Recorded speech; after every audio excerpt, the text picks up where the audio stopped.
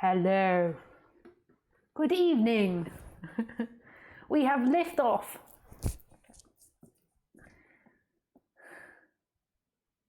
Welcome to Livestream.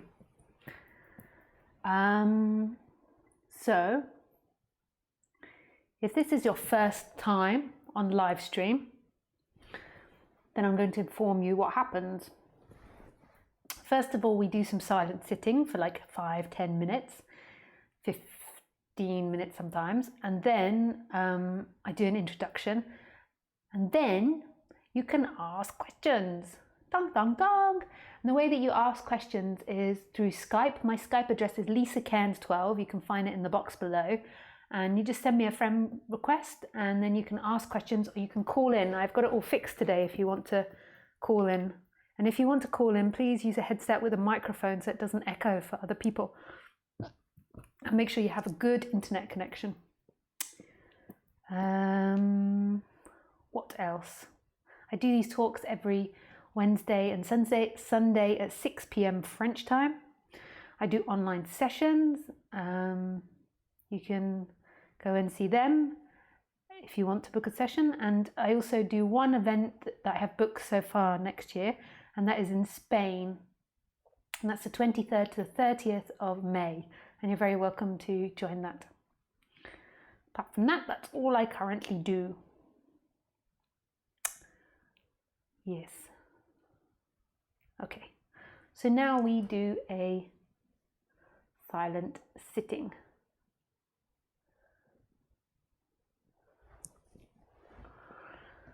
And the purpose of the silent sitting is just, it's just something I've always done, and I like doing it before talks. I just sit here with my eyes shut, and that feels really nice to me.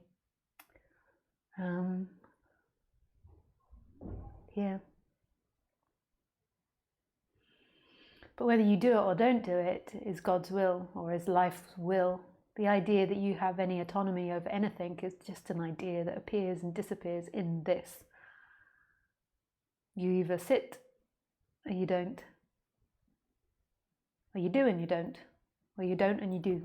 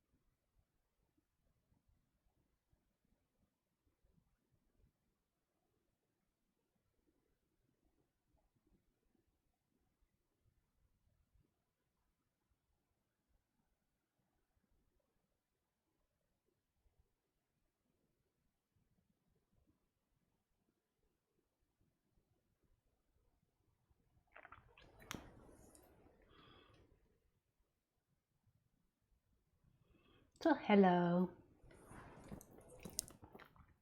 Now I start speaking.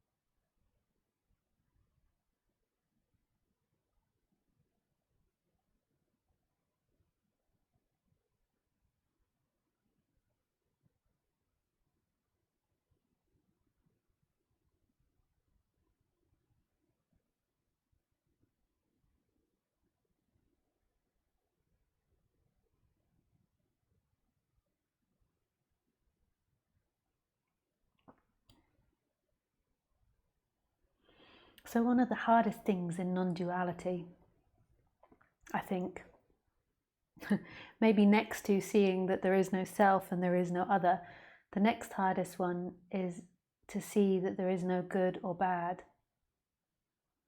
That there is nobody that is good and there's nobody that's bad. That's really challenging and shocking because all of us have descriptions of what we consider evil or what we consider bad or what we consider darkness, and we try our best to stay away from that. But when you really see non-duality, you see that good and bad is arising from the same place. That even the most evil or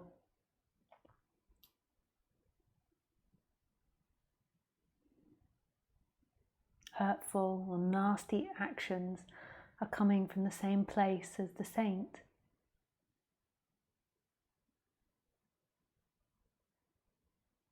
This is absolute forgiveness without any effort. It's seeing that those that have wronged you, those that have apparently sinned against you, are acting in the same way that you act. And that's so hard because the mind is like, no, they're guilty. I'm innocent, they're guilty, it's their fault, my fault, their fault, my fault. And to see that it all comes from one energy is to go beyond that. That there is nobody that has fault. There is nobody that's guilty. There is nobody that's done anything wrong. And you could say this is really dangerous in a way in the human civilized world, because like we navigate ourselves away from danger, and we do that by learning what is dangerous outside of us, whether it be other human or whether it be things. And we label other humans as good and bad, and they're like this or they're like that. And then we navigate our directions from that, and we think that it's our own free will and choice that's navigating it. It's actually the body, like you're putting information into the body, and then the body is navigating in its way. And then below the body, it's no thing navigating, it's life navigating. So it's way more complex than you can imagine. But that's only a way to orientate you.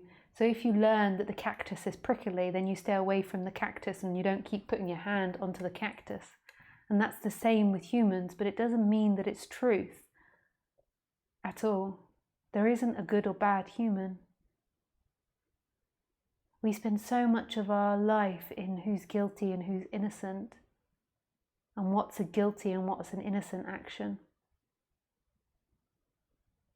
But that's only relevant to our society. It's not relevant to the moon, to the stars, to the animals, to the trees. It's relevant to society.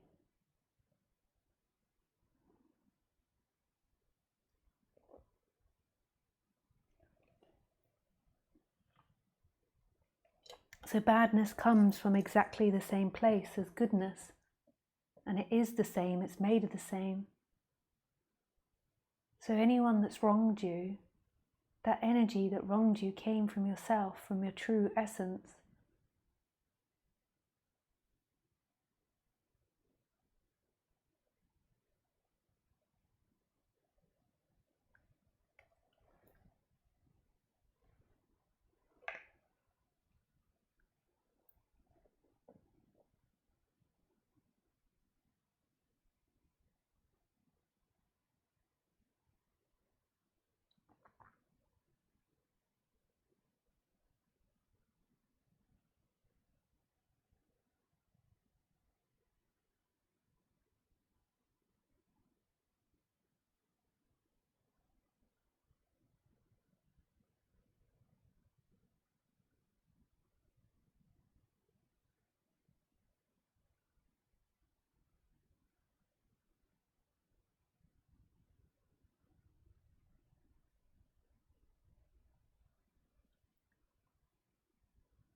And it's the same with your actions. It's the same with your choices. So you deem your choices as good or bad, and that you've done good things or bad things, or that you've made mistakes, or that you're going to do great things, or whatever it is you're imagining. All of what's happening is appearing and disappearing from one source, and it's under nobody's control. There isn't somebody that's controlling anything. There is life happening. So when you're looking at me now, you might believe that you came into the room, you sat down, you're listening to me speak, and it was your choice, and that you arrived from the past. Whereas in actuality, there is this moment.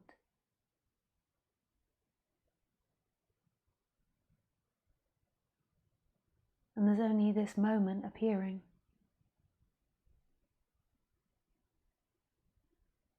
And there isn't somebody that's sitting there, or somebody that's listening. There is sounds appearing, there is sight appearing, and it's all appearing in yourself, as yourself.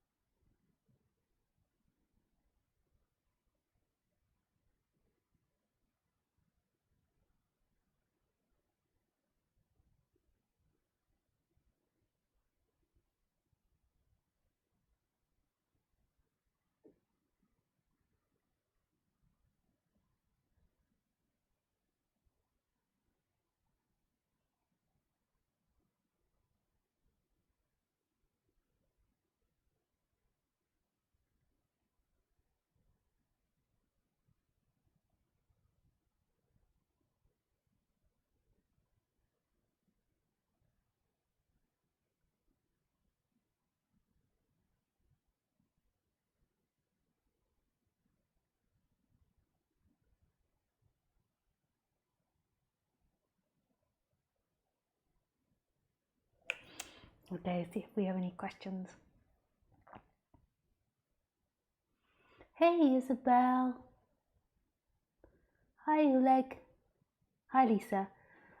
How to build relationships with partner and live in the moment. What books and what non-duality teachers you recommend?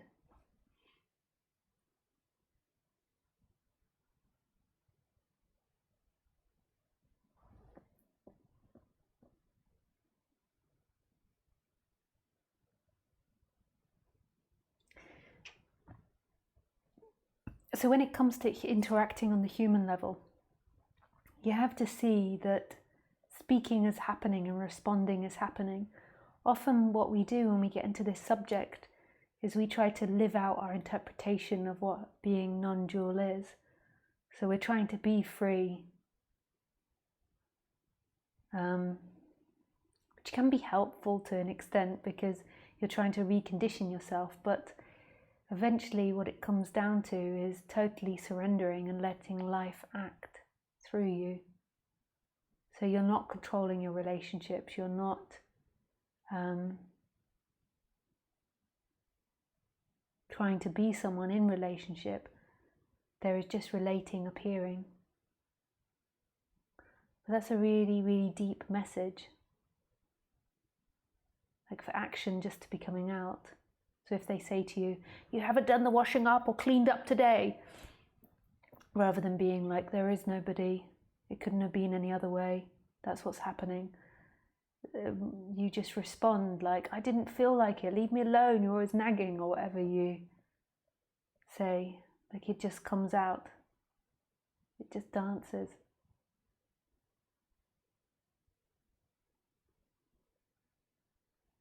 But that's very deep realization, that's a very deep shift. Like often when you first get into this subject, you're so identified, you've got so much seeking going on, the personal relationships can be quite hellish.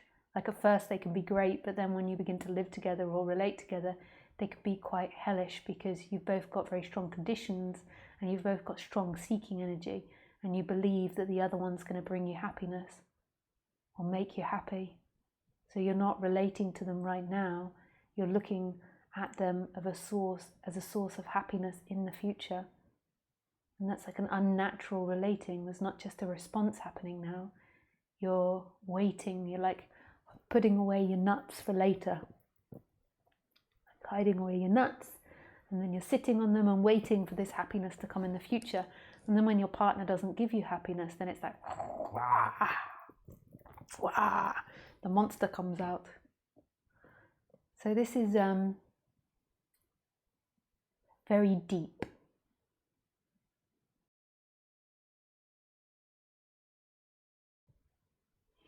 Yes.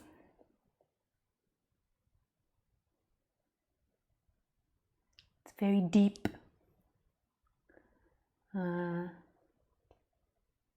What books and what non-dual teachers you recommend? If you go onto my website, there's like a list of references and there's books and non-duality teachers on there. I've still got to put lots more on there. Like it's still a very small list. There's so many more films and books I would recommend. But just for now, that gives you something to go on. And maybe from them you'll find other things that you'll enjoy.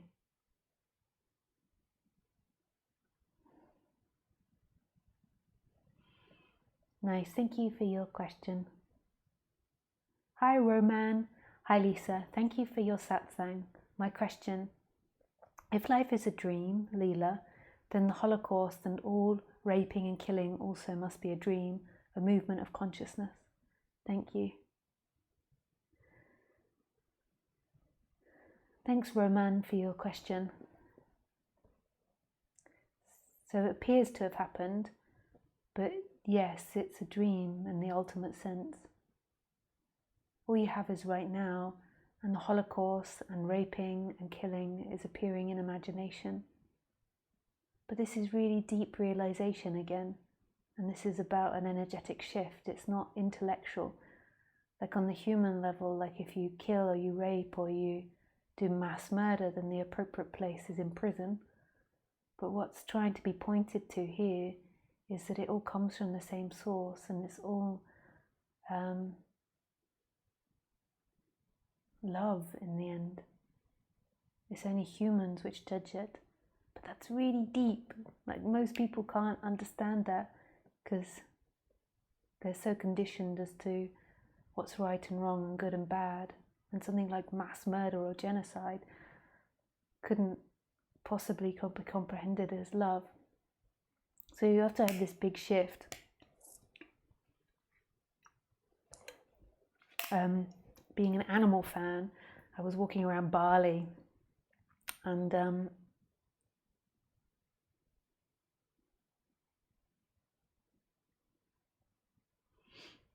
was walking along the road, and there was this starving dog that was obviously dying.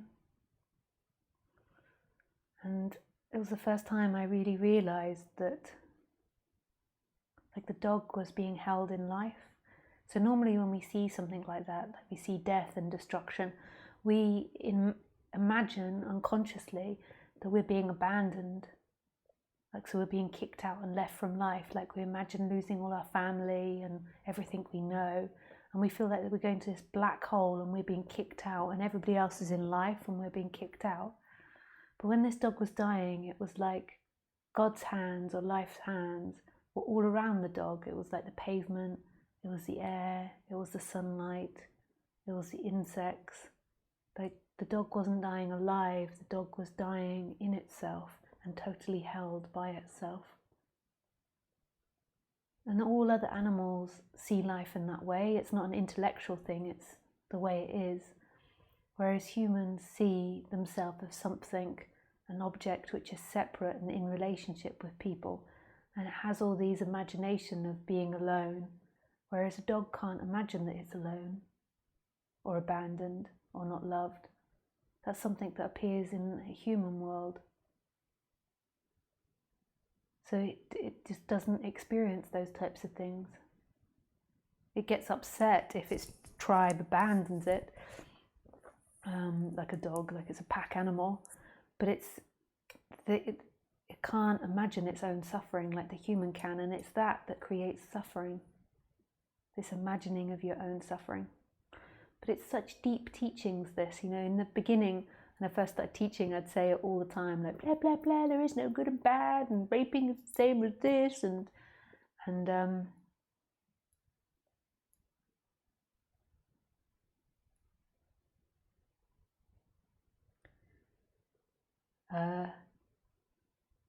really, that doesn't make sense to someone unless they're really beginning to touch into who they truly are and to see that everything is made from love.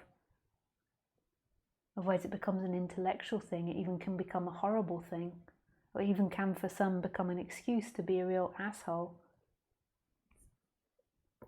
I know for me, I use that to be a bit of an asshole at points. But that was just what's happening. I know that sounds like an excuse, but it couldn't have been any other way. Thank you for your question, Roman. Hey Wesley, hi Lisa, hope you're well. Can we do a chat?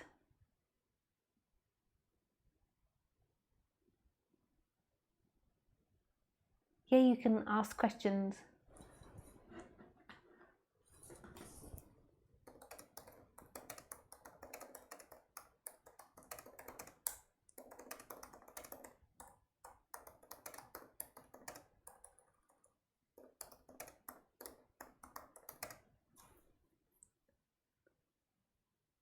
Vulnerable, how do you spell vulnerable? Normally I have my, I can tick tick and then I speak it in. I hate spelling the word vulnerable. It's such a hard word to spell. Vulnerable. Vulnerable.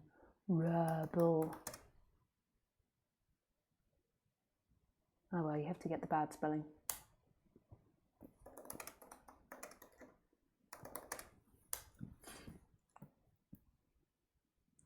Vulnerable. Hi Lisa. I have no question for you. Every time one comes, it gets answered in myself. Is that normal? I suppose that's my question. I don't know. What's normal and what's not? It gets answered. That's okay. Hi, Jer. Hello. Will you be taking calls today? I have a question. Hi, Jaya. Yes, I'm taking calls if you want to call.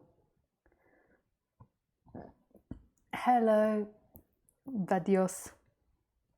Hello, Thomas. Hi, Mina. Hi, Lisa. Do you have any tips on how to be more present for the personality structure? I don't know what that means, Mina. You might have to explain that a bit more. Hey, Nick. Hey, Thomas.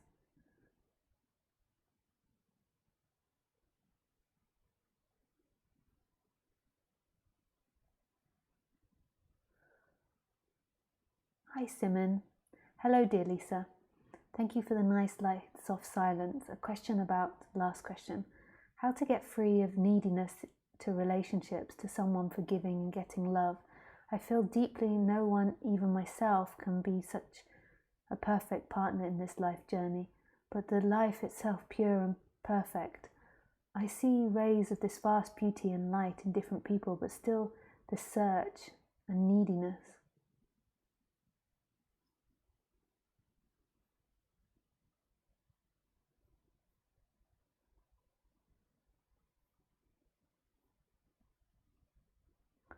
Yeah, it's all about survival in the end, Simon.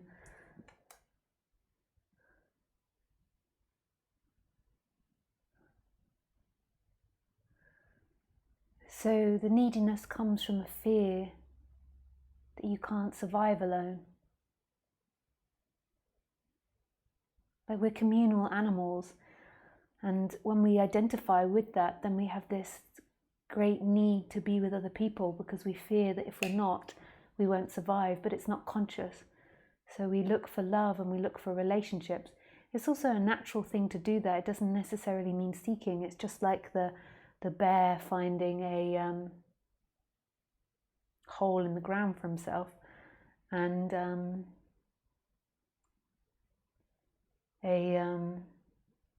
sheep staying with the herd. It's not a bad thing to be part of humanity and to be part of a group.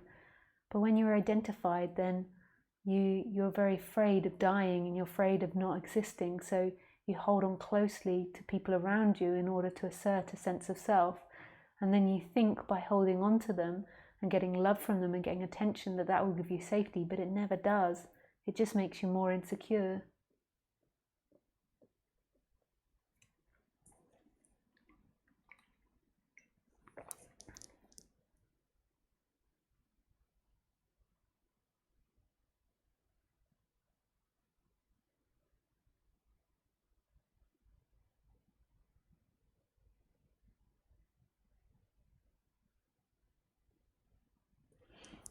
Yes, Jaya, you can call now.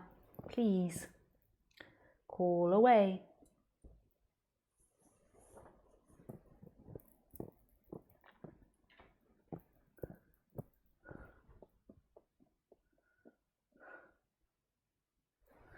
Please make sure that you got a headset and good internet.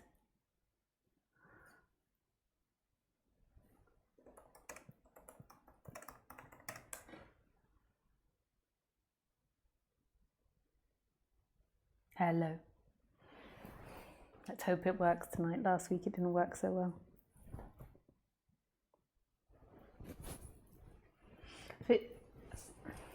Oh.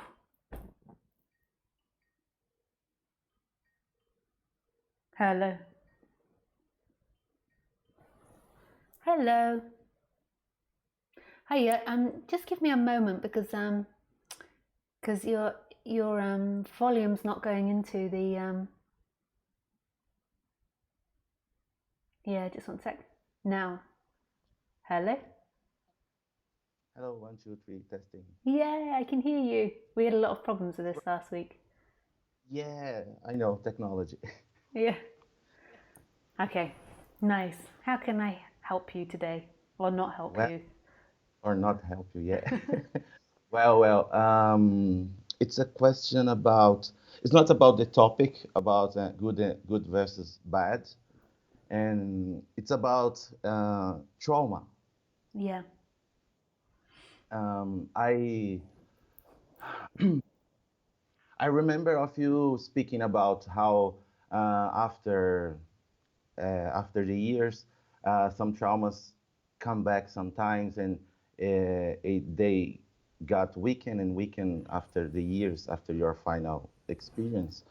My question is, did in your case you felt like they were more intense? Yeah, maybe, yeah. Maybe you feel it more intensely. Like you feel it more in the body rather than like a Yes, mental idea. yes, yes. The body. Yes, really Yeah, intense. yeah. Why, what's been Um, happening for you? it's something like that.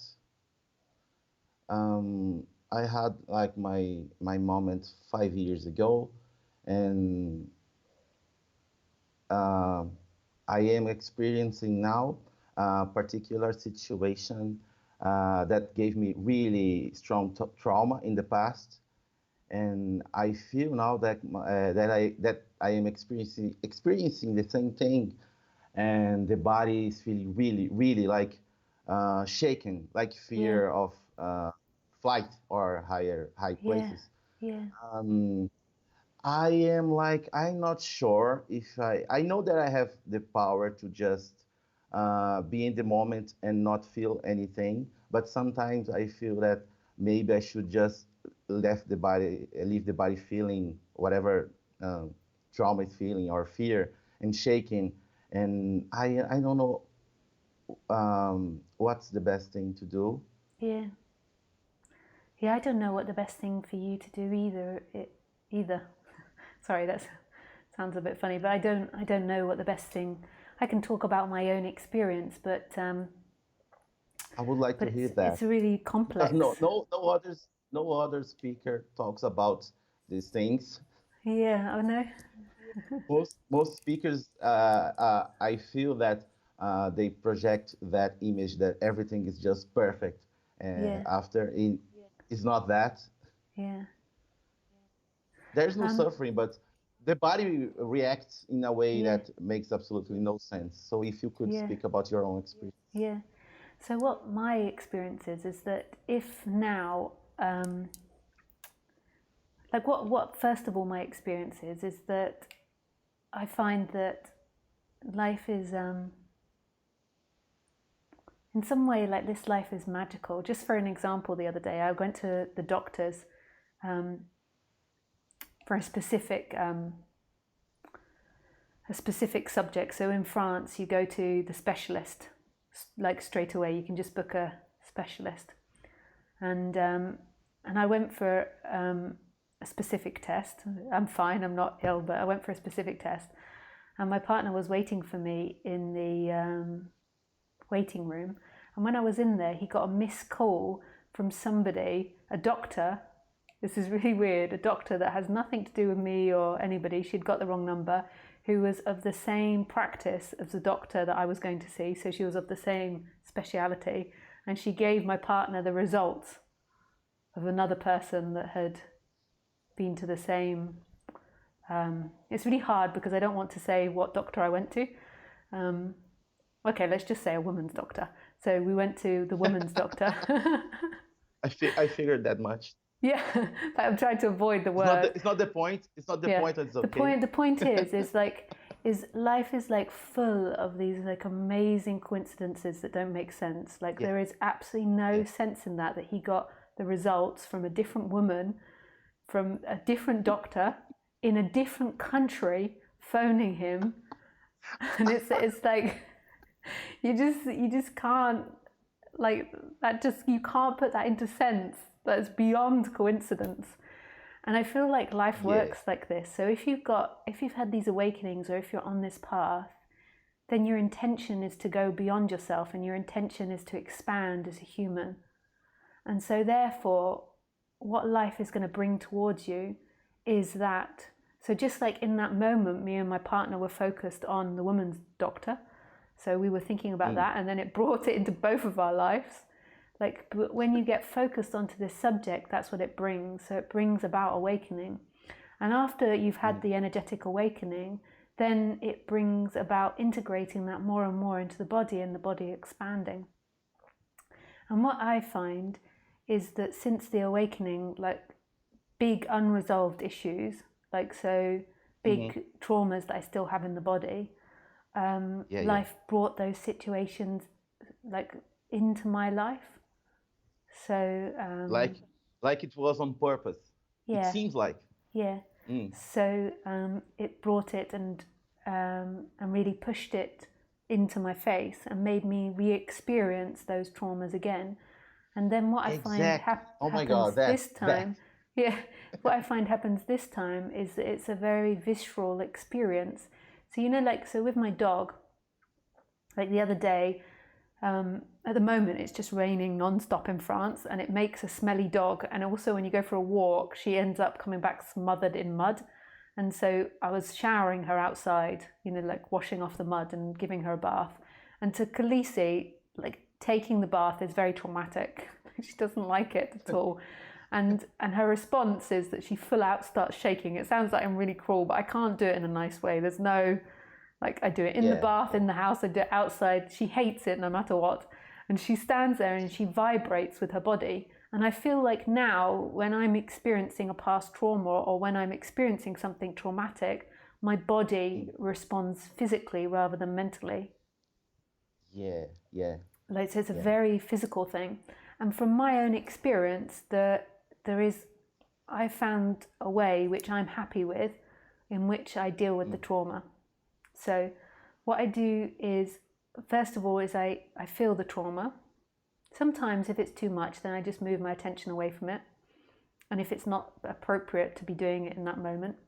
So I feel the trauma in my body, so where it's happening and what my body's saying. So if it's like I'm really shaking, then I might just wait till that calms down. And then I feel like where I'm energetically bunged up in my body. So if it's in my throat or in my heart, like what parts of my body hurt. And then I go into them and I let those parts speak. So I almost like have a dialogue with my different chakras and the different areas of my body. And I ask it, you know, what it's afraid of. It might be death, or it might be someone hurting you, or lack of control. Like, so I ask it what it's afraid of, and I let it have a voice. And I completely see it as not mine. I see it as an energy passing through. So I let it have a voice, and I let it speak. And then I ask it what it wants. So when I've let it speak, like really got down to the source of it. So it's normally like you're afraid of dying, or you know, like normally comes down to fear of survival. So when I've let it speak, I then ask it what it wants. And this is the healing part, and this is really important part, is so say if it's like you're afraid of the dark or something, like what I like ask when I'm in the dark or when that fear is coming up, what is it you want? And the want is safety. And then you imagine what would be safety for you in this moment. And it's not got to be spiritual, so you can't say being awakened. It's got to be something very human. So what would be safety in this moment? And then you've got to allow your imagination and your body to find the most safest thing. And it might be being back in your mother's womb. It might be your mother putting her arms around you, or like growing wings and flying away, or becoming a dragon. And that to me is the real healing part of the trauma. Like, so it's like you allow it to be there, and then you shift it into what you want. And in that imagination, what you begin to do is rebalance it in your body. And that's how I work with it personally. But I can't say that that works for everybody. That's my personal technique. And I think I sort of developed it from Waking the Tiger, a book called Waking the Tiger, and lots of other different things like chakra healing and stuff. And it's like, so to me, trauma is energy locked inside the body. It's got nothing to do with the person or the imaginary person or the separate self.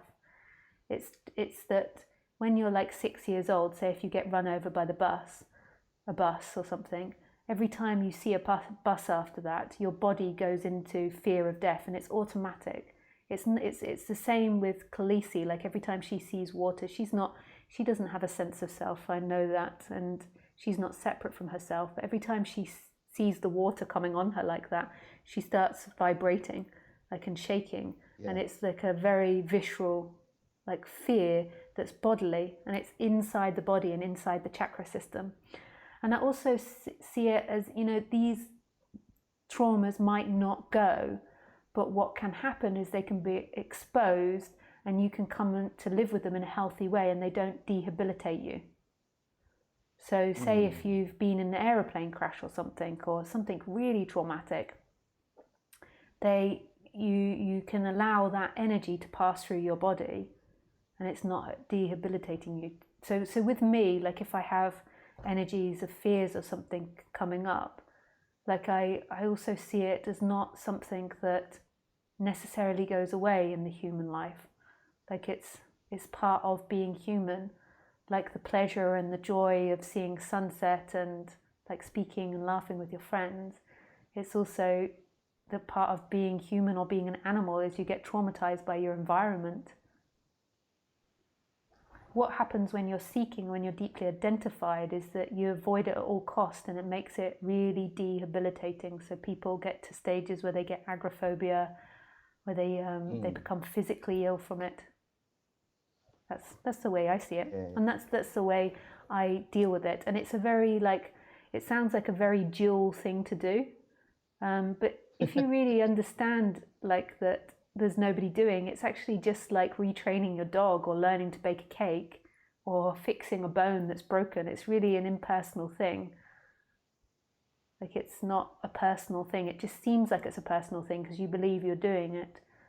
But if you had a broken arm, you wouldn't have any qualms with fixing it. And it's the same with trauma. It's just that your body has been shocked by things or by people's behaviors. And I think everybody has it. Yes. I don't feel like personal anymore, but I was shocked to feel the body shaking like that. It was like a surprise. I was not expecting that anymore. But I understand what you said. It makes sense. I'm gonna try. I think it's I think actually that's really something, because the fact that your body's shaking, like that would be so deeply repressed in most humans, like so deeply pushed down to allow yourself to shake. Like most humans would do anything. I'm feeling I'm feeling like let it out.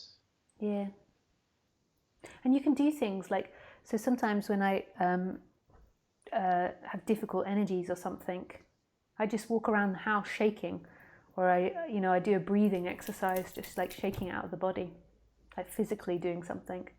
That's another thing that I do. But my most preferred one, so I do that. I do shaking and I do dancing around the house or putting on loud music and letting it out, those types of things. But my preferred one is this imagination one. It's really beautiful if you really do it fully. Like it happened to me in India. When I was in India in 2011, I got attacked. They got mugged, and wow. They most probably wanted to rape me, but I was like screaming my head off and ran, and was like, nah! I think I scared the shit out of them. But they got my belongings. But it was quite shocking. Wow. And when I went back to India this year, that story. So when I went back to India this year, like I've been to India quite a few times since, but we were in the countryside and it was similar to the place, and I noticed the trauma came up about it. Like I felt unsafe, and I went into my bedroom, and like it just was so beautiful because this trauma, and it can feel very physical and like such a physical experience. It transformed into so I did that. I felt it. I allowed it to be there and asked what I wanted, and it was safety and protection, and I imagined this light surrounding me and protecting me, and it grew, and it was so beautiful. And then for the rest of the time I was there, it didn't appear again. Oh, maybe it did appear a few times, but that kind of really diminished it. I can't remember actually if it appeared again. But wow. but it really diminished it. I remember it really having quite a profound effect. So that's my favorite method. of working with it, trauma. Like a dialogue, internal dialogue. You talk to yourself, Yeah. like you said, what do you want? What do you need? Yeah, first of all, you have to let it speak. So, what is it afraid of? What do you think they're going to do to you? What's going to happen to you? Yeah. Like, so you let it speak and say all the negative stuff, and then you say, okay, so that's the negative stuff. Because normally we won't let ourselves go fully to the negative stuff because we're afraid of it. So it's like letting the absolute and realizing what's happening in your body, where you feel it. So really get the negative stuff out, and then asking what is it that you want, and then allowing yourself to imagine anything. Like, and I can imagine for some people it doesn't work. So like if you've not got a really strong imagination, I can imagine that just doesn't do anything. But for me, it really works and it's really beautiful. I understand. Wow. So there's a nice book and writer, I can't remember his name. It's on my website. If you go to references, there's this bit about trauma, and it's called Waking the Tiger, and I forget his name, but I think he's very good with trauma. Like I think I'm gonna check. I'm yeah, gonna look into your yeah. website. And I think it's called Waking the Tiger, and he talks about this. That's his theory, is that inside everybody's body you've got like the shaking one tends to be that you're frozen. So he thinks that we respond like animals. So you've got frozen, run away, or attack. Like these are the three options, and he thinks that we get stuck in them. So because we're not allowed to acknowledge them in our society, and we're not allowed to like really show our fear or really like go ballistic if somebody attacks us or something, we suppress them into our body. And so he tries to encourage people to go back into the visceral experience of it, to actually go back into the shaking and pure panic of it.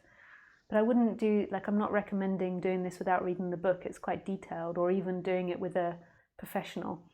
I can imagine some people that are very vulnerable, that would be too overwhelming. And he thinks that you have to go actually back into the visceral experience. And from that visceral experience, you do this, what is it I want? And you actually imagine that experience again, but this time you surviving, and you surviving as in this time something coming in and helping you that's very positive. So I think this is a really nice way to work with trauma. For me personally. Understand. I'm gonna check. I'm gonna look for the book. Yeah. But your answer was really nice. I really grasped the meaning. I'm sorry about my English. No, you've I'm got really good English. Really good English. Thank you. I waited like 5 years to give you a call. Oh yeah. I've been following you for watching your videos for like 6 years. Wow. I want to thank you because you really helped me on my process. Oh, nice. Because you got me really confused. Because you got me really confused because I was like I was into Muji and Osho and old teachings and Zen masters, and then a woman shows up on my Facebook, on my YouTube feed, and she's talking about having sex with the boyfriend. I was like, oh my God, I believe that people that had awakenings lost total interest in sex life. Yeah. And I believe that we need more people that expose themselves like you talk the real thing. Oh, nice. Thank You you really for saying talk that. the real thing. Sometimes it's a little exposing, like being on the internet and doing that, but I really try to be as genuine as I can. Yeah, but it really helped me because I had a certain image, like it should be a certain way, Yeah. and I start watching your videos, and everything that I read before, like exploded because I knew you were telling the truth and was really genuine experience. And my mind at a certain point was, okay, I gave up. I give up. I don't want to think about it anymore. And I kind of exploded. Oh, beautiful. And I, everyone listening, there is hope. Oh, that's so There's nobody beautiful. there, but there is hope. I remember Yeah, I've been noticing that you've been shifting how you talk to people, how you yeah, your style has been changing, and that's beautiful to see that after awakening you keep changing and evolving, yeah. and that's really nice to see. Oh, People believe nice. that it's a perfect state, that you're just on a mountain and nothing ever happens, but uh, it's not like that. Yeah. So sorry I take too much time. I Oh just want no, to thank you. that's really nice. I really enjoyed talking to you. Yeah. And thank you Thank for you. sharing your experience. See you next time.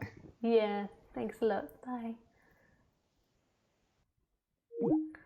Nice. Oh, that's touching to hear from somebody that's been listening for so many years. It's really sweet. Thank you, Jai, for calling.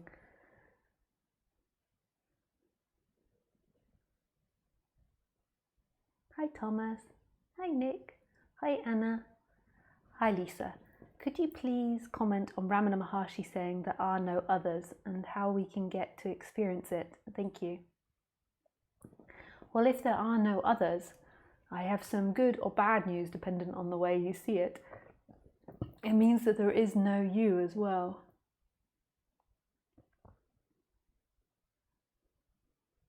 So if there's nobody else, there's also no you.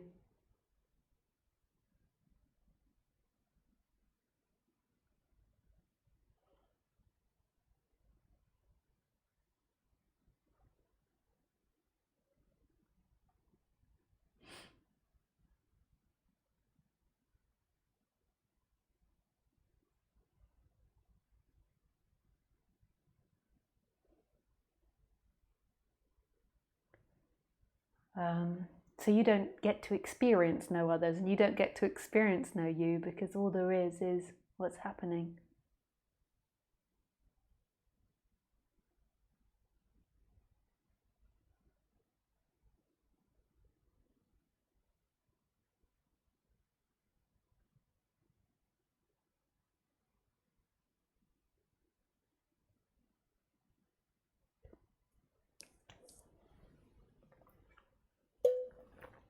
Thank you for your question. Hi, Carmela. Thank you for these talks, Lisa. They're always helpful. Hi, nice, Carmela. With pleasure. I guess I'm wondering if you have any advice on how to relax the personality structure. So actually, my advice is the same for trauma, but just a little bit less intense. So it's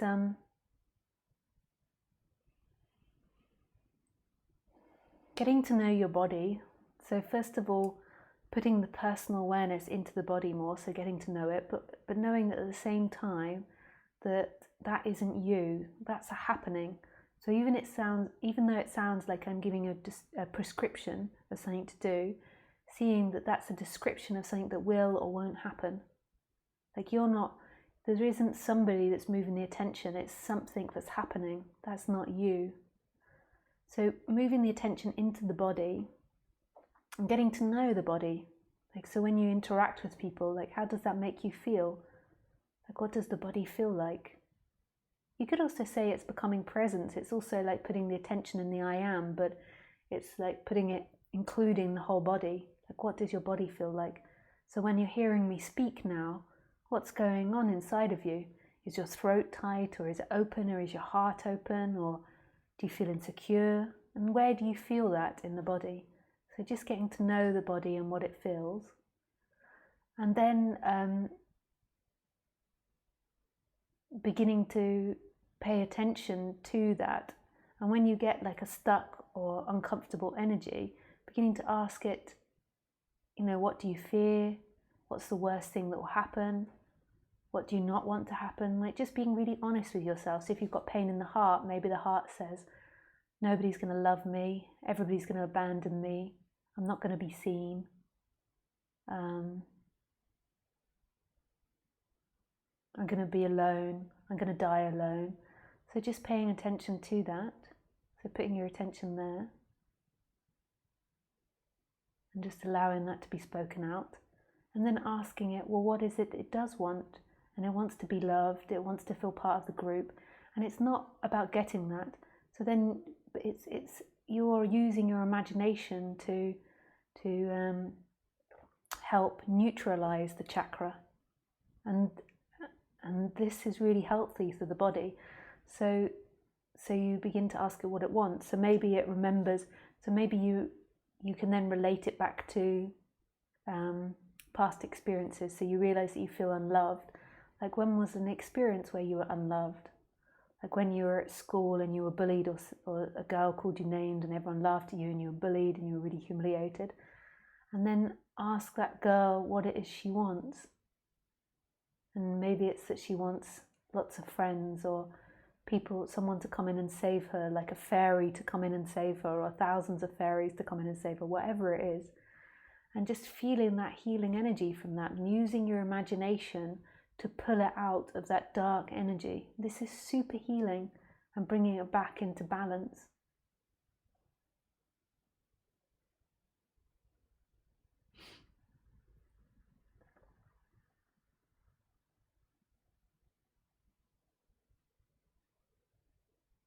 But also you can just do it like more superficially. So I feel alone. What is it that you want? You want to be loved, and you want people to appreciate you, and you want to feel part of a group and connected. Just really imagine that. So you can imagine like how that happens. Like you do really well at work, or you go out and make friends.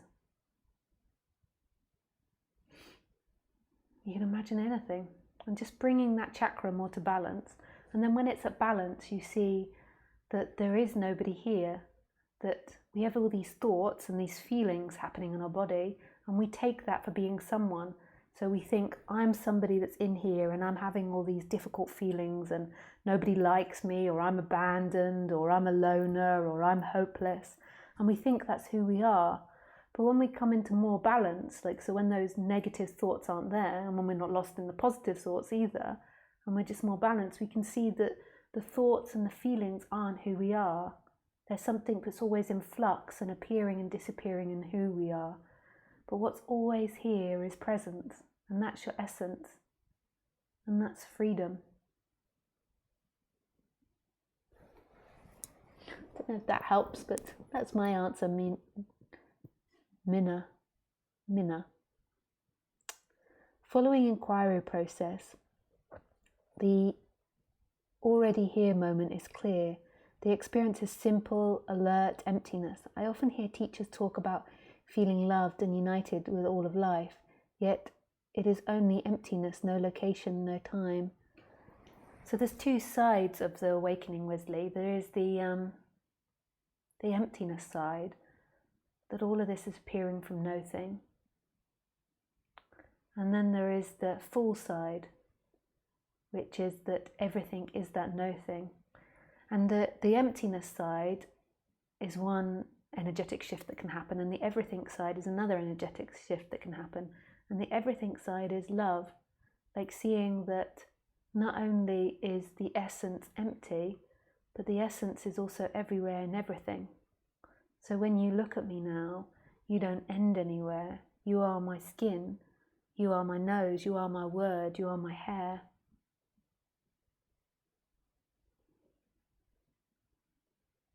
And that's the love side. So Nisargadatta said, to know I am nothing is wisdom, to know I am everything is love, and in between that my life unfolds. I can't remember if he said unfolds, something like that. My life resides, something like this.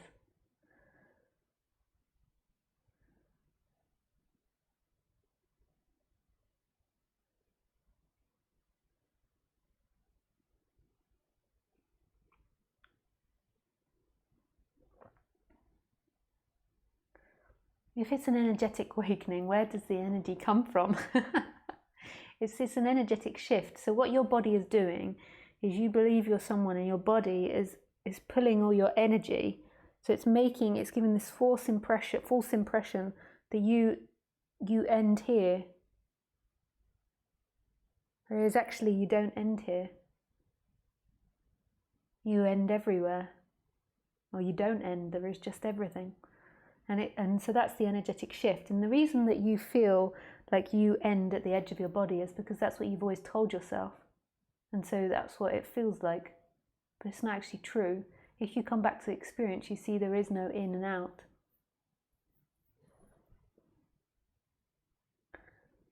Beautiful description of your process, harmonizes with neuroplasticity, working with the brain. Really magical. Thanks, Isabel. Waking the Tighter is from Peter Levine. He developed some somatic experiencing, amazing technique. I'm giving free sessions with somatic experiencing for anybody who would like it. Oh, so that's from Angie. So if anyone would like it, just say and I'll give her your email. Oh, thanks, Jaya. It was really lovely speaking with you. Hi, Jordan. Hello, Lisa. Thanks for the beautiful conversation you just had, and thanks for that man. It was very nice to hear. I feel this sense of allness. Perhaps I'm not writing it right. English isn't my mother language, which seems growing while the personal stuff are diminishing. If you feel you want to connect, I would love to hear it. Much gratitude for sharing.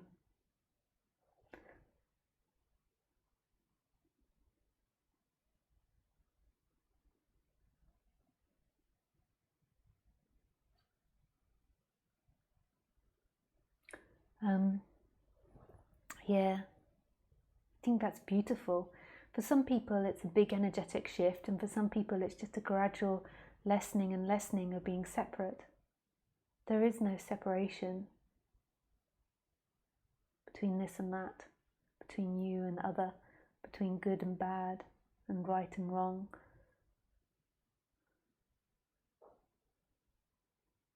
Like it's all one energy, it's all made from the same, and it's all moving inside itself.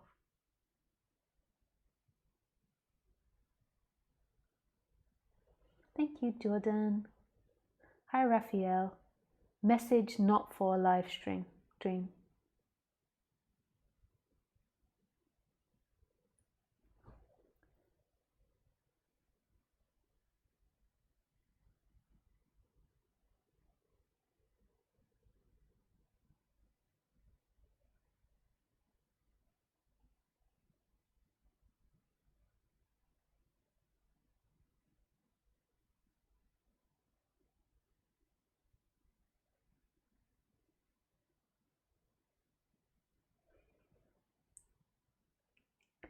Hi, Helen. Helen Caught in the Sun. That's a nice name.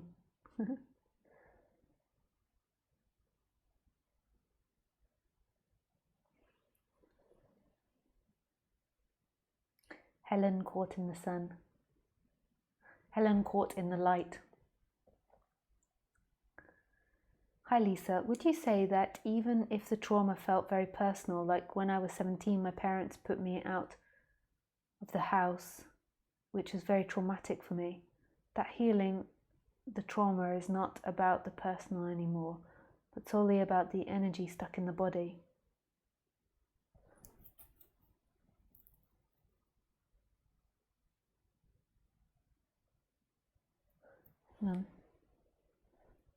Which was very traumatic for me.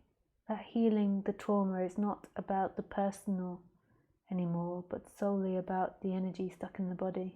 Yeah.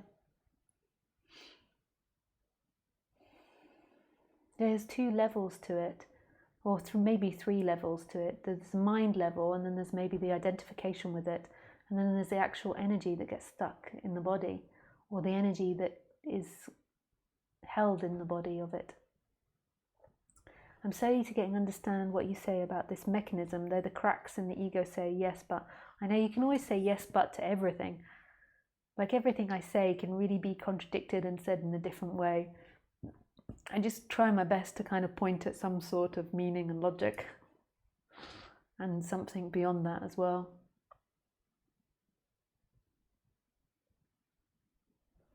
Thank you, Helen. Hi, Simin. Thank you, dear Lisa, for the answer. Thank God for Lisa. God bless you, dear. Thanks, Simon. I always think it's so nice to say God bless you, dear. It's sweet. Hi, Michael. Hello, dear Lisa. What a relief when you say there is no you. Instantly a smile on my face. I spent lots of hours with Tony, but also very much enjoying your talks. It helps, especially now when I miss the love of my girlfriend who has gone for another man. It was so good when you said that it is fear of survival that is happening in this body-mind. Sending gratitude. Our pleasure, Michael.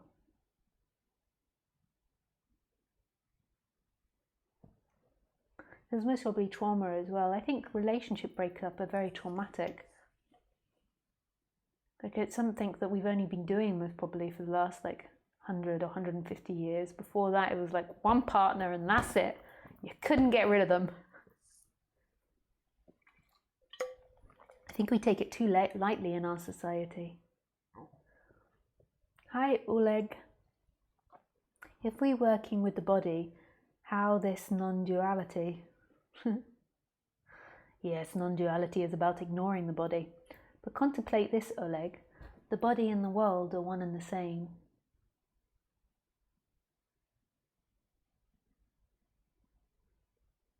So you could say there is no body and there is no world, or you could say the body and the world are the same. So contemplate that. And yeah, you could see, some people could say that working with the body or walking with traumas isn't non-duality. Non-duality is seeing that there is no self. But that's just the way I work. I like to work with the person to an extent now. I used to be more radical. And as I got older, I became less radical. And work more with the body. Like some of the stuff that I say is so far out, and people forget how far out it is to say that there is no body. As you get more into this subject, you'll begin to realize that the body hurts from being a separate person and all the stories you've told yourself, and that you need to heal the body to an extent. No matter how much you love non-duality or get into it, there'll have to be that phase. You won't escape it. Nice, I did all the questions.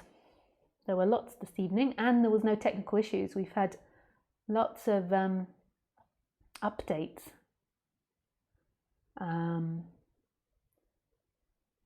These last couple of weeks.